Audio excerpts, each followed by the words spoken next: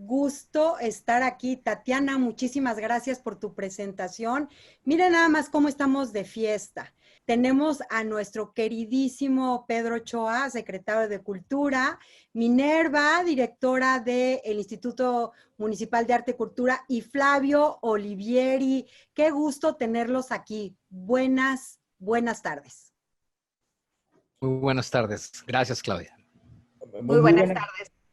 Muy buenas tardes, Claudia. Muchísimas gracias por la oportunidad. Efectivamente, es una mesa de muchos amigos, empezando contigo, querida Claudia. Un gusto saludarte. Y un gusto para mí también saber que el tema cultural es una preocupación de Tijuana Innovadora. Me da mucho gusto. Así es, Pedro, es una preocupación, ha sido una preocupación y tiene que ser una ocupación. Bueno, lo que vamos a hacer es cada uno de los participantes van a tener una exposición de su tema. Ellos van a explicar precisamente qué esperar de las políticas culturales desde su espacio de influencia. Y vamos a trabajar en orden alfabético, así que empezamos contigo, Pedro querido. No sé por qué me toca el alfabeto, pero bueno, muchísimas gracias. Yo, al recibir la invitación, bueno, como siempre, un gusto participar con Tijuana Innovadora. Y al recibir este título de la exposición, bueno, pues evidentemente es un tipo que llama, es un título que llama, que pone a uno a estudiar en estos temas. ¿Qué esperar de las políticas culturales? Entonces, vamos a empezar. Muchísimas gracias, reitero el agradecimiento a ti, Claudia, por supuesto, a Flavio, a Minerva, el gusto de saludarlos, y por supuesto al señor José Galicot por esta iniciativa que es Tijuana Innovadora, que sigue generando frutos y buenos resultados. Bien, en las políticas culturales es un conjunto de intervenciones realizadas por instituciones civiles, grupos comunitarios organizados, a fin de desarrollar estos proyectos simbólicos y satisfacer las necesidades culturales y obtener un sentido amplio. Es decir, siempre que hablemos de políticas culturales estamos pensando en un conjunto, ¿no? De ahí, esta es una definición, Néstor García Canclini, pues es un experto. ¿Y quiénes participan? En el caso de la política cultural, no es una actividad limitada al Estado, es decir, al Estado-nación. Es decir, ahí participan también gestores y artistas de manera muy destacada, la comunidad de manera directa. Los organismos internacionales siempre son una referencia importante. Los organismos gubernamentales son los que diseñan y ejecutan un marco jurídico, los programas estatales y las leyes. Pero también encontramos al sector privado con la producción y distribución cada vez más en México, los organismos no gubernamentales y el sector académico que a través de sus universidades públicas y privadas e institutos de investigación realizan una importante aportación. Es decir, muchos de los grandes trabajos, de las grandes investigaciones sobre algunos movimientos culturales los encontramos en los institutos de investigaciones estéticas, históricas, lingüísticas de las grandes universidades de nuestro país. Bien, los organismos internacionales que inciden, que dan ideas, que proponen, pues el gran organismo es la UNESCO, que es un organismo que depende de Naciones Unidas, y también tenemos organismos regionales como la Organización de Estados Iberoamericanos, etcétera. Pero la UNESCO es la clave. Por eso usamos permanentemente la definición de la UNESCO sobre cultura. ¿Qué es la cultura? Y esta sí la voy a leer casi completa porque es la base de todo el trabajo. La cultura puede considerarse actualmente como el conjunto de los rasgos distintivos, espirituales, materiales, intelectuales y afectivos que caracterizan a una sociedad o a un grupo social. Ella, la cultura, engloba, además de las artes y las letras, recordemos que el siglo XIX nos dejó acostumbrados a que solo las bellas artes son la cultura. No, la cultura es un conjunto, ¿no?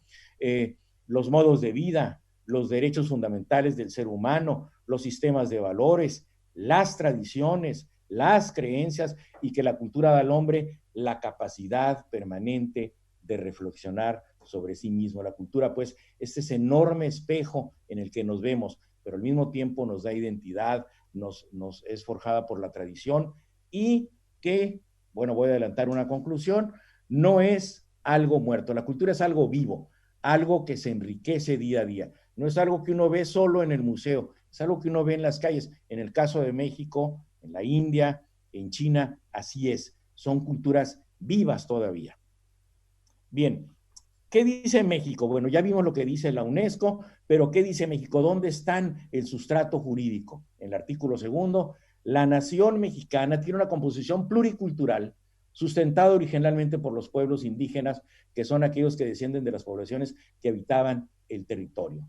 Artículo 3, cuando habla de la Constitución mexicana, toda persona tendrá derecho a disfrutar, preservar, difundir y desarrollar cualquier manifestación y expresión cultural y artística, ¿no?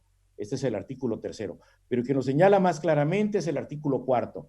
Toda persona tiene el derecho al acceso a la cultura y al disfrute de bienes y servicios que presta el Estado. Si ya vimos el artículo 3 que habla como creación, y aquí lo está hablando como público. El Estado promoverá los medios para la difusión y desarrollo de la cultura, atendiendo a la diversidad cultural en todas sus manifestaciones. La ley, se refiere a la ley de cultura, establecerá los mecanismos para el acceso y participación a cualquier manifestación cultural. Bien, ¿qué es la política cultural nacional? Insistimos, está en el artículo 26, cuando habla del sistema de planeación, se incorpora la cultura. Y el artículo 73 es muy importante para nosotros, Minerva, porque dice que las leyes que establezcan hablará las relaciones culturales de estados y municipios con la federación. Bien, ¿cuáles son los capítulos de la ley de cultura? Reconocer los derechos culturales, establecer los mecanismos de acceso y participación de las personas, promover y respetar la comunidad y el conocimiento de la cultura del país, garantizar el disfrute de los bienes y servicios que presta el Estado, promover, respetar y proteger y asegurar el ejercicio de los derechos culturales, establecer las bases de coordinación entre la federación, las entidades federativas y los municipios, y las alcaldías, habla la ley también en el caso de la Ciudad de México, establecer mecanismos de participación, y promoverá ante la población el principio de solidaridad y responsabilidad en la preservación y conservación. Estos son los principios de la ley de cultura en México. Aquí está la base de la relación. Bien, continuamos. Vean, voy a ser muy rápido por el tiempo, todas las leyes que regulan, he contado casi 20, la ley de cultura que ya mencioné, la ley del libro, la ley de premios, estímulos y recompensas, la ley del Instituto Nacional de Pueblos Indígenas, la ley federal de cinematografía, la ley de derechos, la ley federal de telecomunicaciones, la ley federal de derechos de autor, la ley federal para el desarrollo de la microindustria, la actividad artesanal, la ley federal sobre monumentos, la ley general de bibliotecas, la ley general de bienes nacionales, la ley general de cultura y derechos culturales, la ley general de derechos lingüísticos, la ley orgánica del Instituto Nacional de Antropología, la ley que crea el Instituto Nacional de Bellas Artes y la ley sobre delitos de imprenta, donde están los derechos de autor. Todos estos deben ser la base de cualquier estructura cultural. Entonces, ¿cuáles son los principios estratégicos para difundir la cultura desde el Estado? La cultura es un derecho humano, una cultura incluyente, el derecho a la audiencia y a la creación y la vinculación comunitaria, las ejes y líneas de trabajo, distribución de la riqueza cultural, cultura para la paz y la convivencia, economía cultural, la economía de la cultura, la agenda digital, los jóvenes y la vida creativa. Todo esto, bueno, estos son programas, el PAISE y el AIEC son los mecanismos por los cuales la Federación otorga recursos a los estados. Ya hablando en concreto, ¿qué debe contar? ¿Con qué debe contar cualquier programa cultural? En el caso de México, el respeto a la antropología, el respeto al pasado es importantísimo.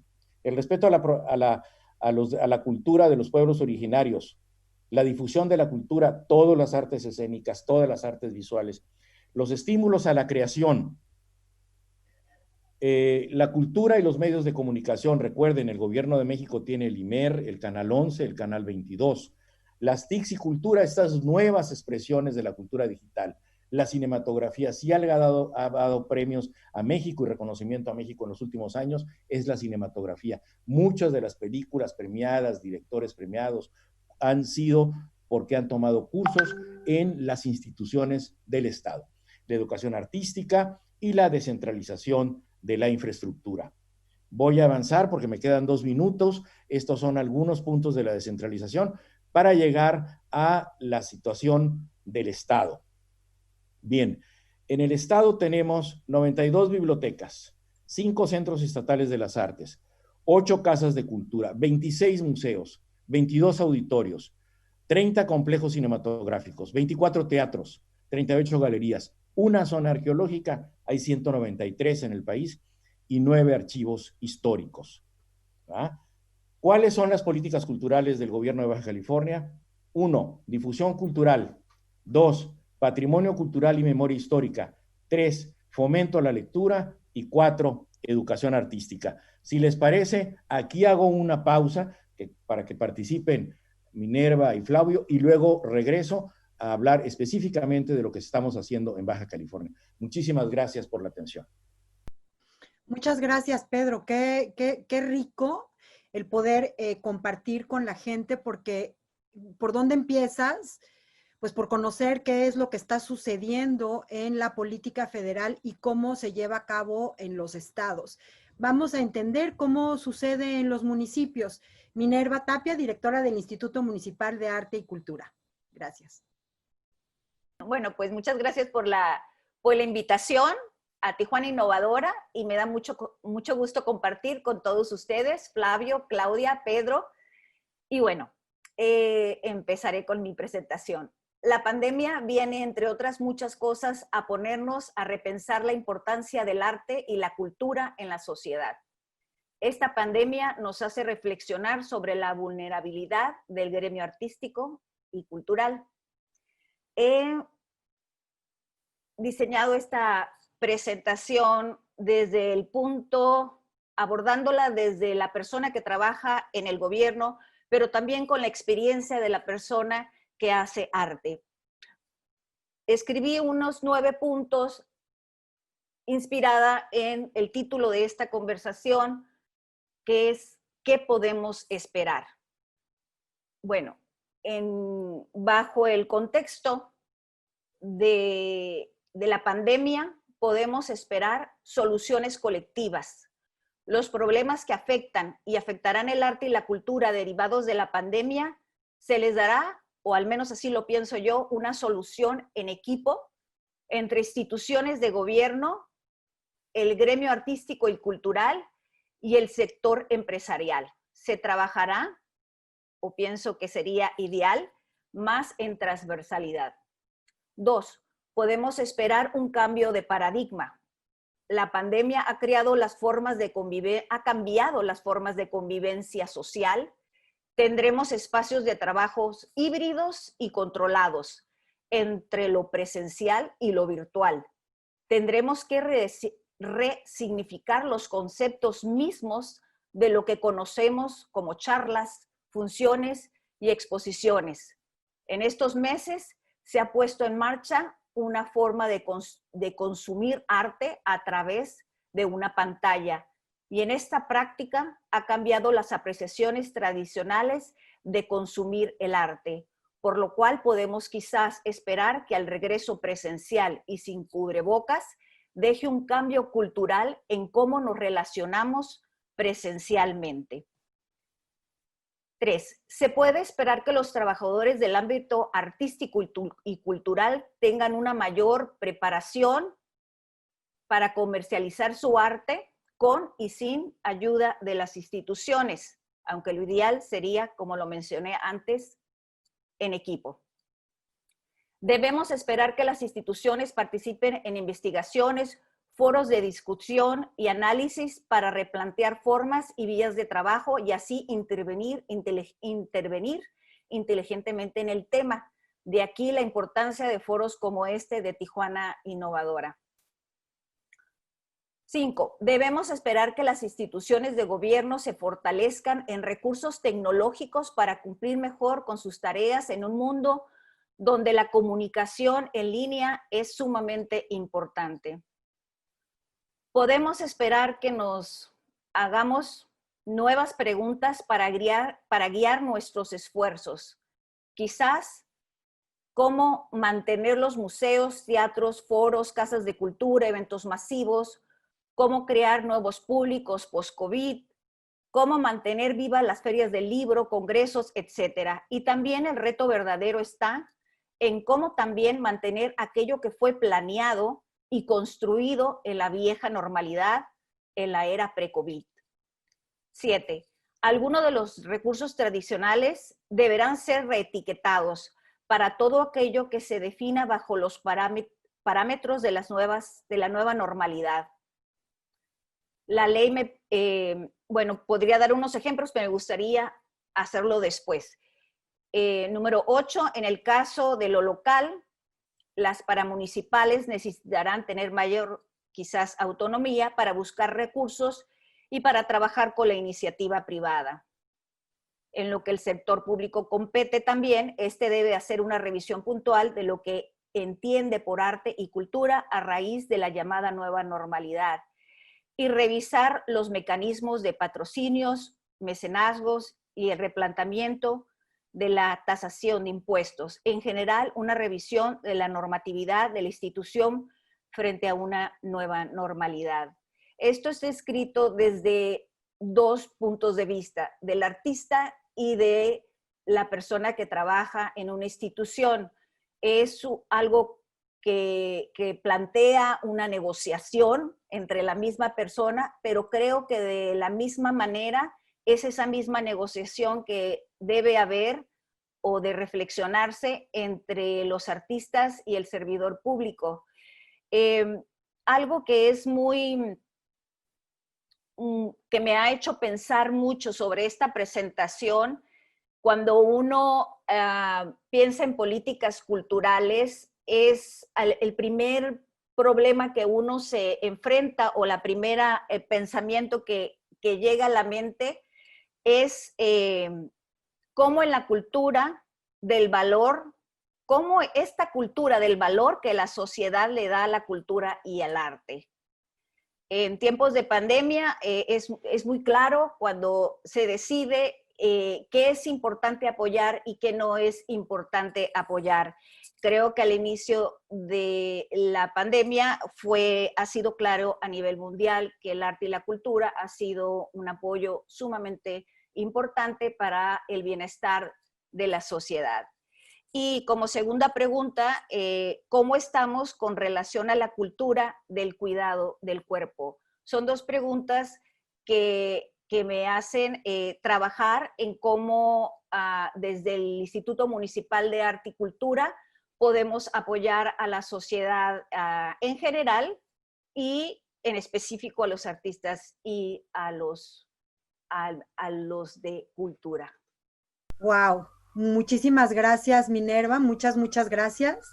Entramos con Flavio Olivieri, coordinador de B-Fusion. Gracias, Flavio. Muy buenas tardes y gusto saludarlos a todos, Pedro, Minerva. Un placer estar con ustedes compartiendo. Claudia, gracias por la invitación. Gracias a Tijuana Innovadora. Pues yo quiero compartirles una perspectiva de lo privado hacia lo público, cómo ciudadanía nos podemos organizar para también ser promotores y gestores de políticas públicas relacionadas a la cultura. El enfoque de lo que quisiera yo compartirles es cómo políticas públicas para impulsar las industrias creativas, que obviamente está dentro del encuadre de la cultura y de las actividades artísticas, pero con una visión más amplia y una visión que integra también a la iniciativa privada, ¿no?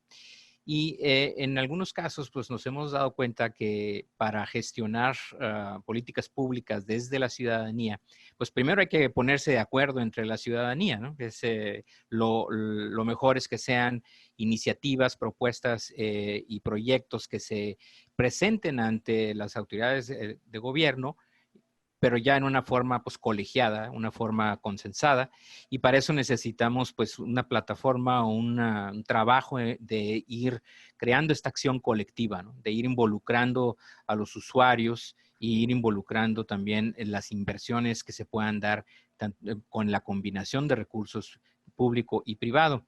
Y en algunos casos exitosos, por ejemplo, me tocó la oportunidad de visitar en Buenos Aires, en Santiago, pero principalmente en Medellín, en Colombia, donde todo un distrito, una zona de la ciudad, donde se encuentra actualmente un un espacio emblemático que le llaman Ruta N, pero toda esta zona es considerada ahora el nuevo distrito creativo de Medellín, el distrito de innovación. Y es todo un conjunto de planeación urbana junto con la comunidad creativa para las universidades para crear los espacios que apoyen y fomenten e impulsen estas industrias creativas. Entonces, tomando un poco este ejemplo de éxito de cómo la confluencia entre el espacio, la parte urbana, junto con las políticas públicas para crear una capacidad de producción. Aquí en Baja California, a principios de año, el gobierno estatal firmó un decreto y una ley sobre los distritos de regeneración económica. Y este es un instrumento que permite la confluencia de recursos públicos y privados para poder mejorar el entorno urbano con un propósito económico. Entonces, tomando esta herramienta que de hecho inicia con su primer proyecto de regeneración económica en el Chaparral, en el distrito pues aledaño al cruce fronterizo. Entonces, tomando estos ejemplos y esta herramienta y considerando nuestra dimensión binacional, que es única, que nos permite tener unas ventajas comparativas extraordinarias y podemos apalancar los recursos que hay en ambos lados de la frontera, tanto de talento como de recursos tecnológicos, etcétera, y combinar estas capacidades, ¿no? Y como estamos tan estrechamente ligados en el espacio físico donde se encuentran las ciudades, los países, proponemos ahí gestionar un entorno de un distrito creativo, un distrito que nos permita pues fomentar las industrias creativas. Y el año antepasado tuvimos la oportunidad de trabajar con la institución a nivel internacional más reconocida de planeación urbana, que es el Urban Land Institute. Y les dimos la tarea de hacer una propuesta para un proyecto de regeneración urbana que fuera binacional, que considerara no solo la parte mexicana, sino también la parte de Estados Unidos en el entorno aledaño al cruce fronterizo, con la idea de promover este distrito creativo binacional. Y de esa forma, pues llegamos a la conclusión de promover algunos sectores, algunos que ya son naturales, que están gestionándose muy exitosamente en esta zona, como podría ser el turismo médico.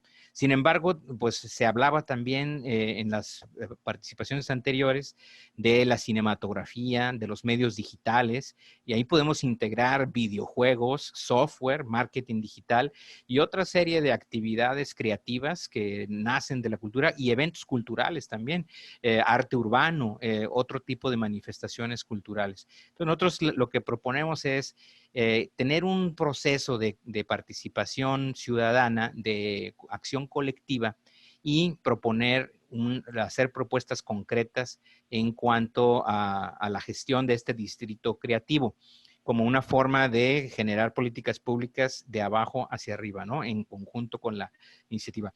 Para esto creamos una plataforma digital que se llama bfusion.org y en esta plataforma digital estamos invitando pues, a los usuarios del espacio, a quienes sean interesados en estar involucrados en este proceso de planeación para que participen, hagan propuestas, discutan y de ahí podamos ir creando los consensos para generar pues políticas públicas, de esa forma pues coadyuvar con el gobierno para crear un espacio que realmente potencione a todas las industrias creativas con esta apalancamiento binacional, ¿no? Entonces, la invitación pues es a que participen, a que nos acompañen en este portal o a través de este portal, bfusion.org, y así vayamos construyendo estas políticas públicas, ¿no?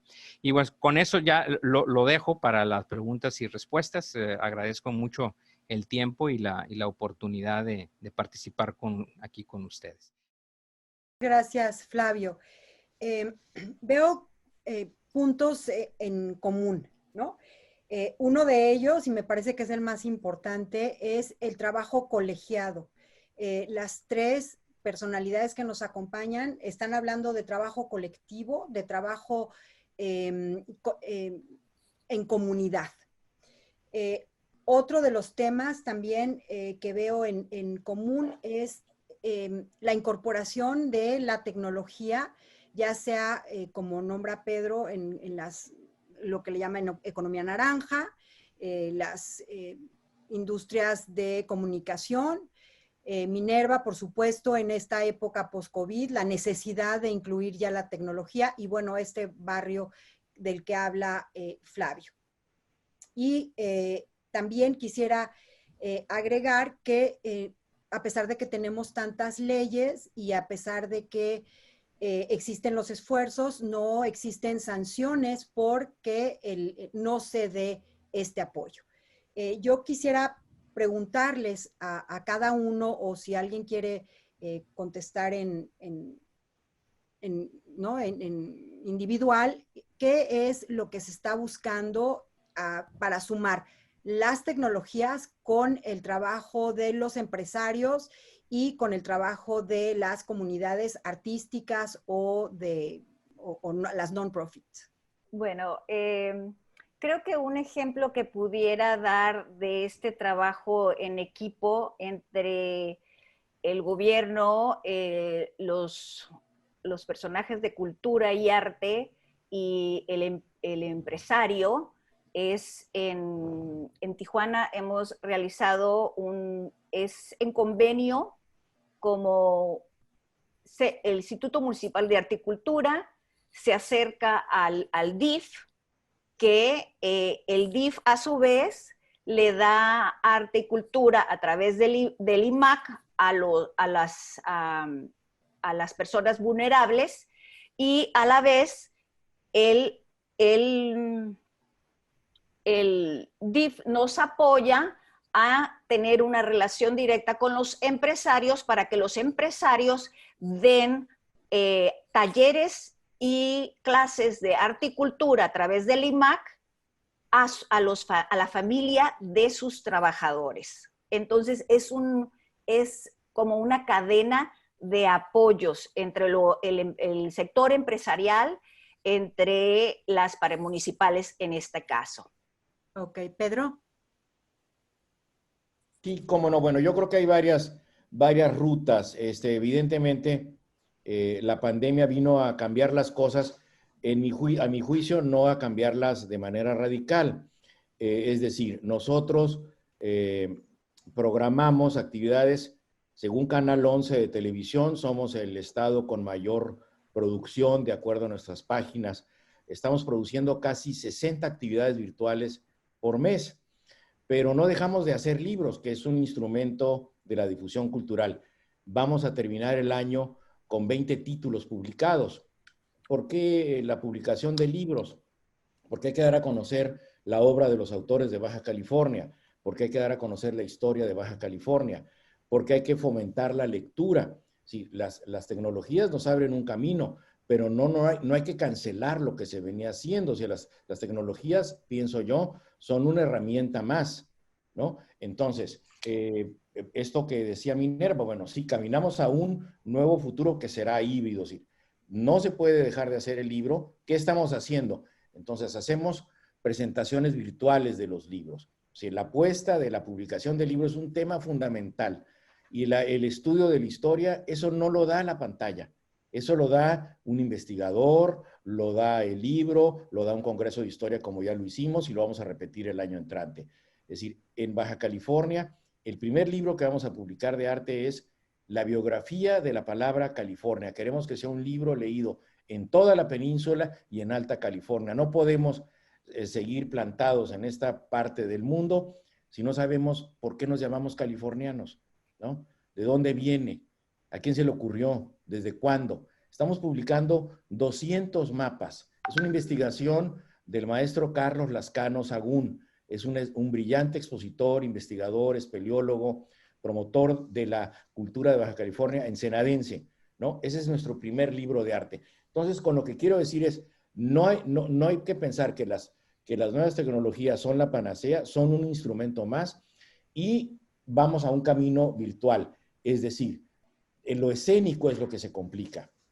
El teatro, la danza, la música, porque es donde hay aglomeraciones, donde ese pasado que tanto nos gustaba de los conciertos, eso es lo que está en riesgo, ¿no? Otro punto que no se ha tocado aquí es el tema de la educación artística, que ahora, ahí sí las tecnologías nos han sido útiles.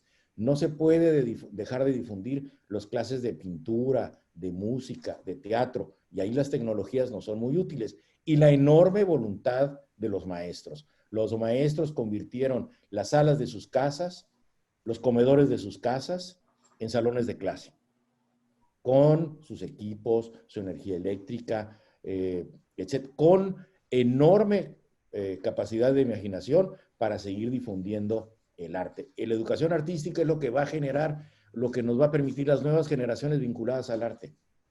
Y hago un último comentario de la vinculación con la iniciativa privada. Yo creo que hay un gran trabajo que hacer y lo veo en la creación, me gusta mucho la ponencia de Flavio, la creación de nuevos espacios culturales, pero también en función de los contenidos. Es decir, Tijuana es conocida, y Baja California, y Ensenada, y Rosarito, por su generación en artes plásticas. Ahí tenemos un gran potencial. Digamos, en la música sigue estando Tijuana en primer lugar, Mexicali con un festival de jazz importante, pero en artes plásticas. Y haciendo toda la autocrítica del caso, no hay una galería de arte en Tijuana. No hay un lugar donde un visitante nacional o extranjero o un local puede ir a comprar una obra de arte. ¿Sí? Y si no fomentamos la venta y que la generación de ingresos para los artistas sin intermediarios, es muy difícil que ellos transiten y sigan trabajando y sigan produciendo. Las instituciones no lo pueden hacer. Las instituciones tienen muchas limitaciones para comprar y vender productos. Podemos vender algunos libros, etcétera, otro tipo de cosas, pero la producción artística debe tener una salida. Entonces, ¿qué hacen? Bueno, muchos de ellos van directamente a los estudios de los artistas y es una rica experiencia, pero una galería formal la hay en Rosarito, no la hay en Tijuana. Cierto. Flavio, si nos quieres platicar de precisamente lo que está sucediendo aquí en B-Fusion. Sí, bueno, de hecho, pues muy en la línea de lo que están comentando, ¿no? De cómo ir acercando esas capacidades que hemos desarrollado como Estado de producir contenidos culturales muy reconocidos a nivel internacional, tanto en la música como en las artes plásticas, danzas y literatura.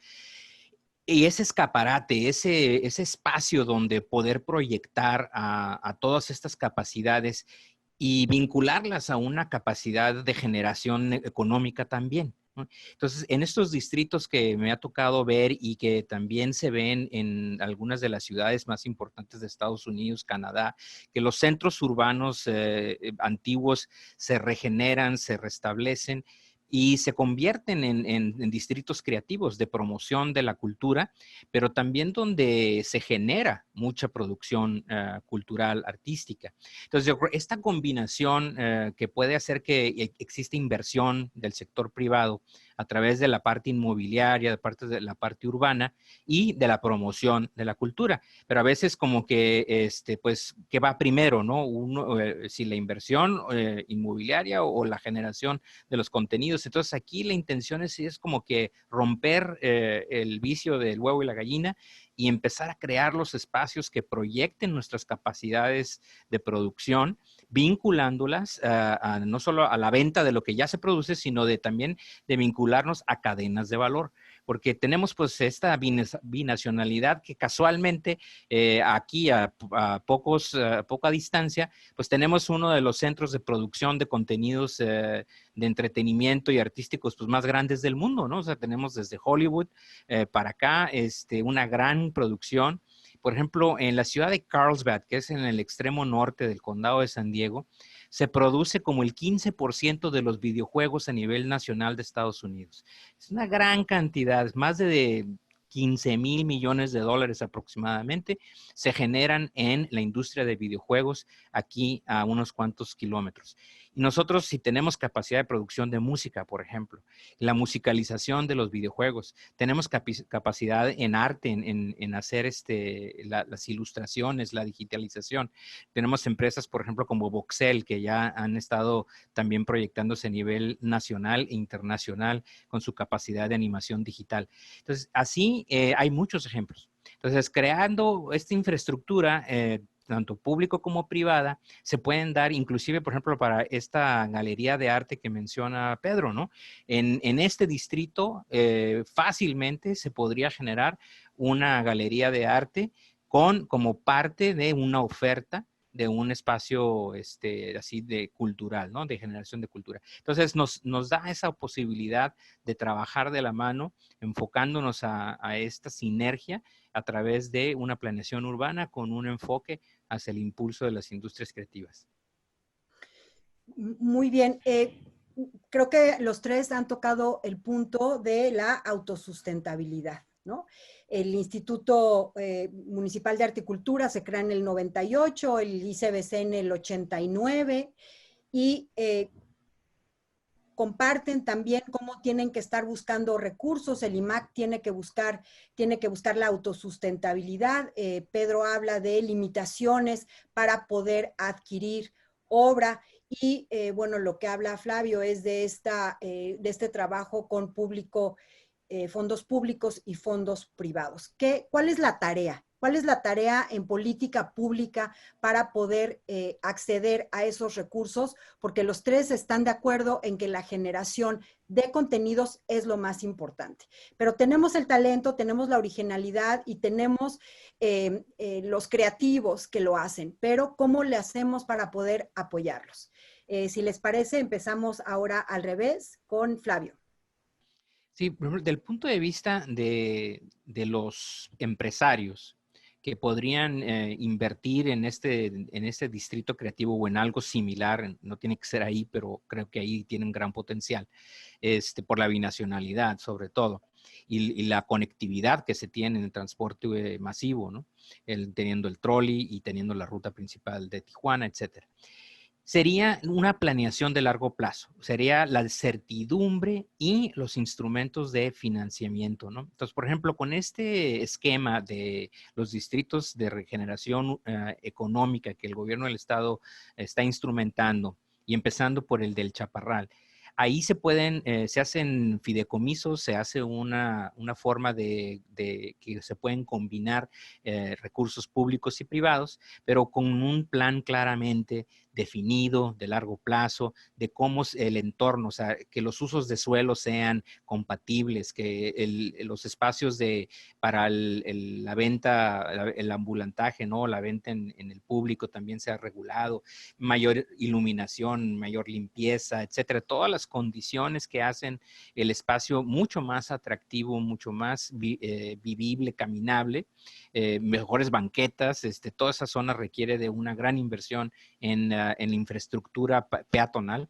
Entonces, si hay un plan definido de largo plazo con fideicomisos que dan certidumbre en el uso de los recursos, la iniciativa privada está muy dispuesta a invertir y de generar esos espacios comunes.